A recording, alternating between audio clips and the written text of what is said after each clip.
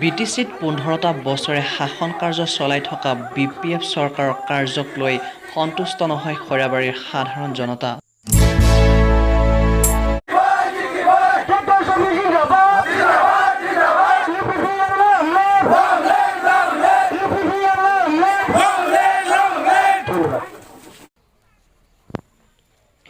যোৱা শুকুৰবাৰে ভূঞাখাত VCDCত এখন প্ৰচাৰ কাৰ্যালয়ত শুভ উদ্বোধনী অনুষ্ঠানত 2020 বৰ্ষৰ BTC নিৰ্বাচনত খৈৰাবাৰী সমষ্টিৰ প্ৰাৰ্থী বাবুল বসুমতাৰীয়ে কাৰ্যালয় উদ্বোধন কৰি ৰাইজৰ মাজত বক্তব্য ৰাখে।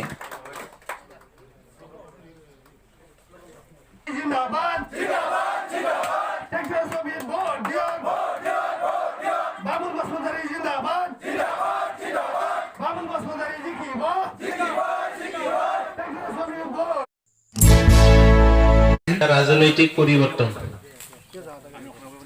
বিপিএফে 15 বছৰ শাসন কৰিলে আৰু এই 15 বছৰ শাসন কালত পোৱা নোপোৱা বহুতৰ বেদনা আছে।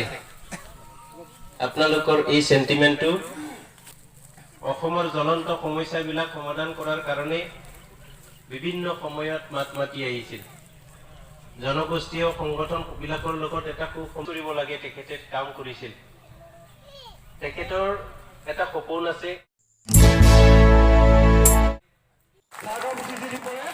21 মাৰ্চ সন্ধিয়া 4:32 মিনিটত কেবি গাঁৱে গাঁৱে UPPLত যোগদান কৰাৰ আয়োজন চলি আছে বুলি UPPLৰ পৰা জানিবলৈ দিছে।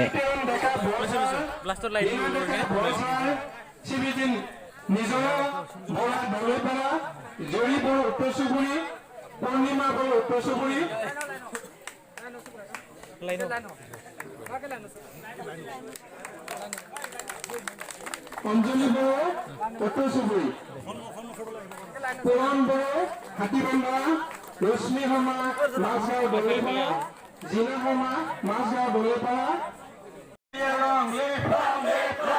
প্ৰমোদ বড়ো লং বাবুল বসুমতাৰী লং। দেখা যায় ৰাইজে পৰিৱৰ্তন বিচাৰি প্ৰাৰ্থী বাবুল বসুমতাৰীক বিপুল সঁহাৰি জনোৱাৰ লগতে বহু সংখ্যক ব্যক্তিয়ে UPPLত যোগদান দিয়ে।